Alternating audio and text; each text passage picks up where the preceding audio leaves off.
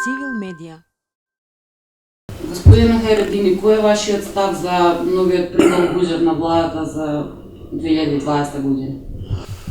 Па да ве подсетам, сите буџети од владите претходно од СДСМ биле прогласувани дека има мегаломанско трошење на парите. И сите сме рекле, не само опозицијата, него сите дека тоа така било, дека безмилосно се трошат парите на граѓаните на Македонија. Меѓутоа, сега сме сведоци дека од година во година, откако дојде новата влада на Зоран Заев, вкупниот износ на буџетот се зголемува. Се зголеми 18-та, се зголеми 19-та, сега повторно се зголеми 20-та година.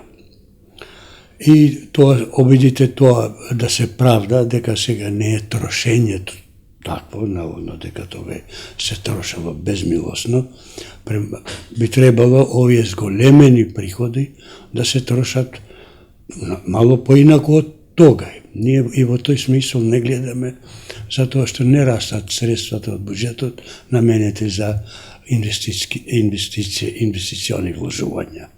Тие не само мало се предвидуваат, туку во ниедна година и не се остваруваат, па со ребаланс ги се пренаменуваат за тековни трошоци, што тие го викаат за човечки ресурси, уствари тоа е еуфемизм за исплата на тековни трошоци, на плати, на субвенции и така натаму. Тоа е тоа прво. Второ, и структурата на трошењето не се оствари ниедна структурна реформа за да се промени структурата на трошењето. Ние имаме ситуација што ја нема нигде во светот, единствена влада во Македонија што троши, праќа пари дома и плаќа партиски милитанти кои пукат по плоштадите и никому не одговарат. Тоа никој не, и тоа со години трае. Беше во време на Ево Марло, сега само со цел да се поддржи коалициониот партнер да добие минимум пратеници на власт. Еве кој е тој мотивот на трошење. Новата министерка наместо најави огромни промени, студии и така натаму, всушност тоа се сведува на тоа дека во последните интервјуа што ги читам незини викаат, таа се очекува со дигитализацијата во сите области на животот, што не е незина работа уопште од делокругот, дека ќе ја расте земјата, еден израз непознат во стручната терминологија. Ќе ја растам земјата со дигитализација и на граѓаните, и на владата, и свет. Така да, мислам дека во областа на финансиите, во буџетската, што е основна грижа на министерот за финансии, ние не гледаме тука никакви иновации, иако се најавени. И второ, како што гледаме, че има избори, и ако гледаме дека премногу врева се дигна со прогресивниот данок, а крајно нелогично е, со истите образложенија што го променија тој вид на приход, друго е прашање дека вревата нема основа, jer тој вид буџетски приход е толку мал, што не заслужува да се троши ни време. Беше оправдано кога од рамен помина на прогресивната стапка за персоналниот данок, како лева партија социјалдемократска. Всушност, што се случи неполна една година во примена, го менјаме. Еве да кажам пример дека сите западноевропски земји заедно со скандинавските ја имат прогресивната стапка. Рамниот данок се е воведен во овие земји Албанија, Бугарија, Романија и источноевропските поранешни социјалистички земји. Така да и образложението не е многу, не е општо убедливо. Така да ова мислам дека не дојде до намалување на државната администрација. Сигурно дека има тамо ниски плати, ама не да се плаќат овој работници кои немат работа. Образложението на министерката беше дека истражувањата покажале дека начинот на кој што се спроведува плаќањето на прогресивниот данок е нефункционален, дека постојат дупки, предпоставувам, во законите кои што им овозможуваат на даночните обврзници да го избегнат на некој начин плаќањето и дека заради тоа во овој период од 3 години ќе се работи на нов систем, предпоставувам. Кој е вашето мислење? Не, апсолутно. Тоа не е уопшто во текст со историјата на даноците. Прогресивен данок имало и во време на комунизмот. Ме разбирате? Така да, тоа е точно, ама ние сме го рекли тоа пред година-две, дека даночниот систем треба да е многу што поедноставен. Значи, разбирлив, поедноставна примена за да се избегнат сите можни. Не се појави дека таа тие ги открила. Меѓутоа, тоа некогаш било, кога се работело на рака и така натаму. Со фамозната незина дигитализација би требало тоа веќе да не е проблем, jer не е више влијанието на човечката рака, него све е тоа дигитализирано. Она тоа не објаснува.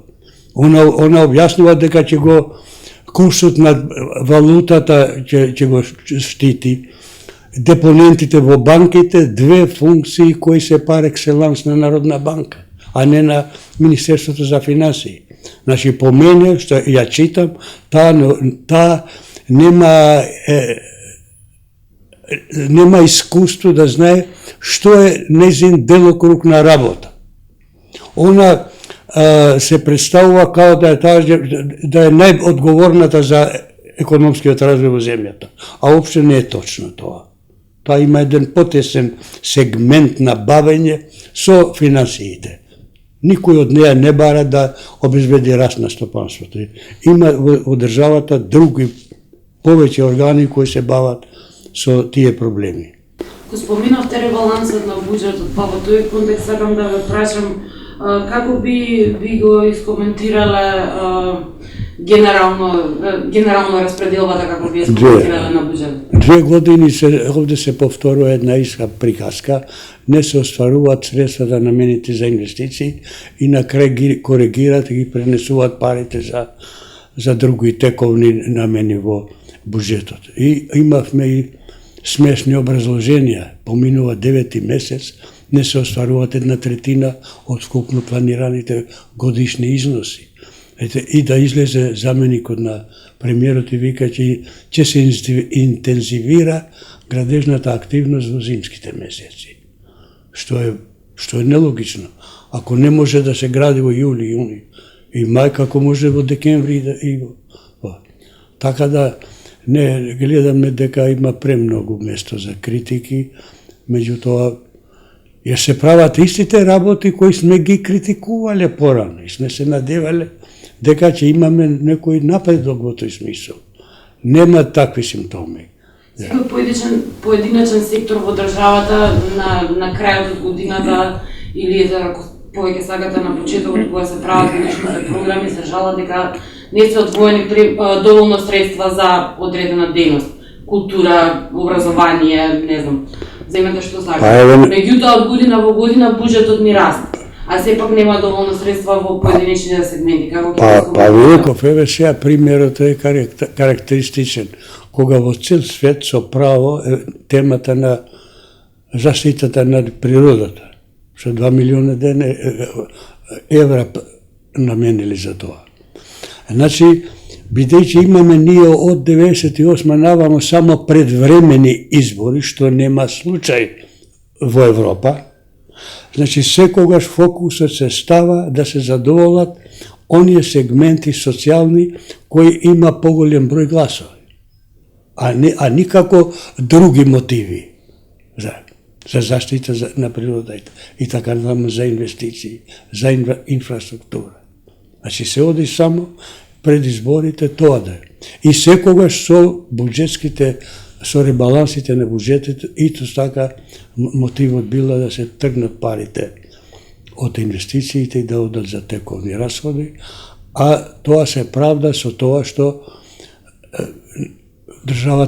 државните институции, министерствата немат административен капацитет да ги планират и да ги проектират и да ја изработат документацијата за инвестициони вложувања и тие парите остануваат непотрошени, тие ги земат и едва чекат да ги пренаменат за други цели.